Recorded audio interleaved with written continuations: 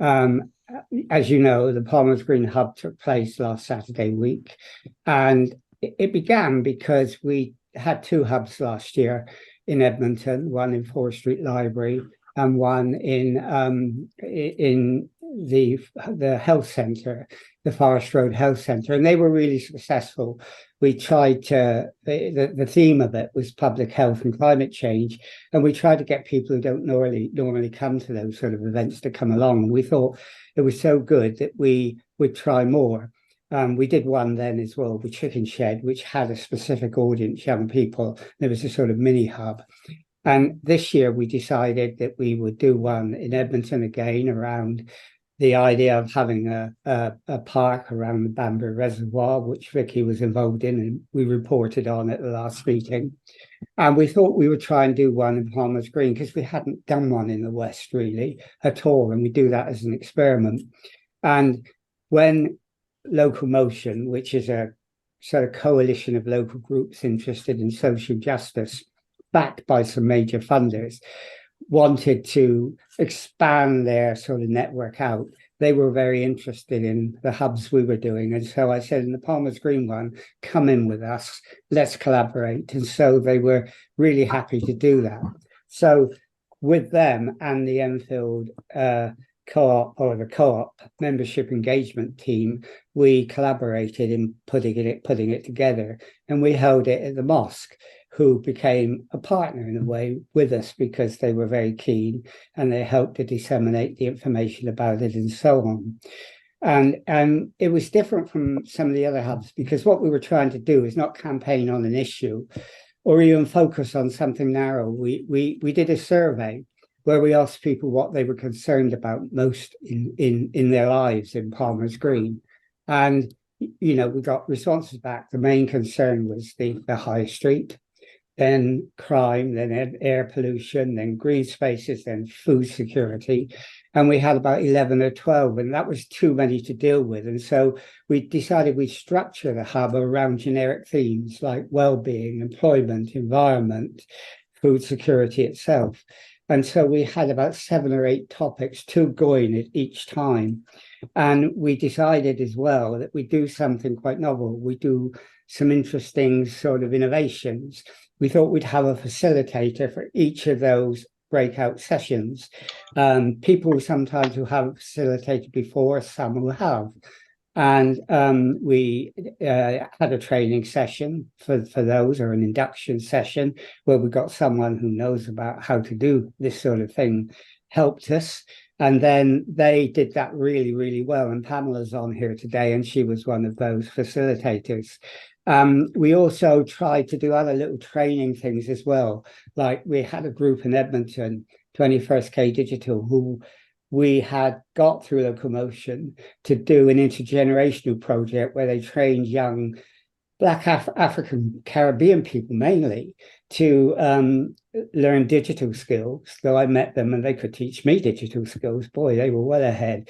And they that the idea behind that is that then they would go and interview older people about how they perceived Edmonton when they were young. So it was an intergenerational project. So they came to our hub and did some videoing, and that really helped. And because the next hub that Local Motion will be doing will be in Edmonton, bringing Edmonton people in helped a lot. So we did all that. And then we didn't know what our expectations were. We didn't know how it was going to go because it was very different. What we were trying to do was to develop a bottom-up democracy where people just developed ideas we could then take forward into maybe later action plans. And we didn't know whether that would be popular. We didn't know whether that would work. And I spent a few days before the hub in panic, really thinking only about whether here 30 people would turn up and we'd have very few people. But when we got there, they didn't stop coming in. I went to the person who we had as a welcomer and said, there must be about 70 or 80 people here? And she said, no, there's over 100 who signed in, and some of us hadn't even signed in, and some people still hadn't come. So we must have had about 120 people come into the hub that day. We did a lot of work to promote it. But the number that came in just sort of blew our minds, because it was just unbelievable. And the atmosphere was incredibly vibrant. People came to the workshops and they took part. We learned a lot. Some of the workshops went better than others. Sometimes there were people who wanted to monopolize, the workshops. Sometimes they weren't. You had all those sort of problems. But it was really, really great. And people in the networking sessions met together, groups met together. They worked on partnerships they may take forward into the future. Now, we're at the process now of sifting through all the information we have, both in the survey and from the hub, because the facilitators also took notes, and we had a generic note taker, and we had a videographer. So we're going to go through all that and come up with the points that people were interested in and see how we can turn them into outcomes. But they're already outcomes because of doing the hub. And just to go through a few, Ruth Witherston House, for example, wants to work with us now on climate change in the elderly, because they know, and we know, that excess heat will kill older people living alone. It did in Paris in the heat wave there. So they're very interested in talking about that and what can be done in Enfield about that.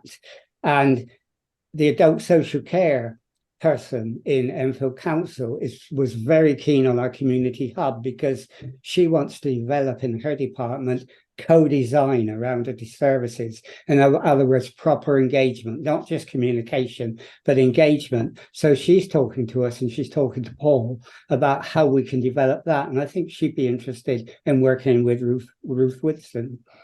From our hubs last year, we were hoping to develop climate champions or ambassadors who could go to schools and businesses and so on and talk about sustainability.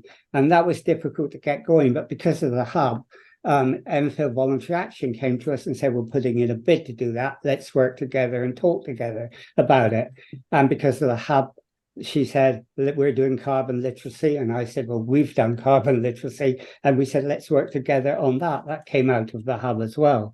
We had someone who originally was quite skeptical about hubs, but then became a convert, got so enthusiastic. He now wants to work from the hub and the discussions, looking how we can develop energy co-ops. So we're beginning to look at that as well. And we had young people in the mosque who developed are developing a food poverty project where they're going to develop hamsters and take them around.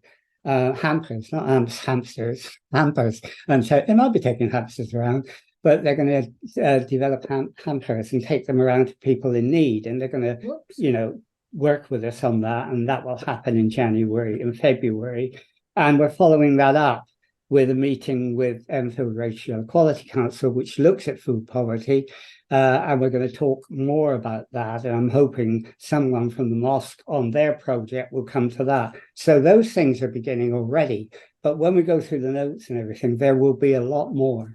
So overall, it was really a success. There were lots of things we could learn, lots of things we could have done better, lots of things we should have perhaps thought about, before that. But we did learn a lot. And I think each hub will be different. Each hub will have its successes and failures, and each one we can learn from. But the Palmer's Green Hub was really, really, I think, an incredible experience.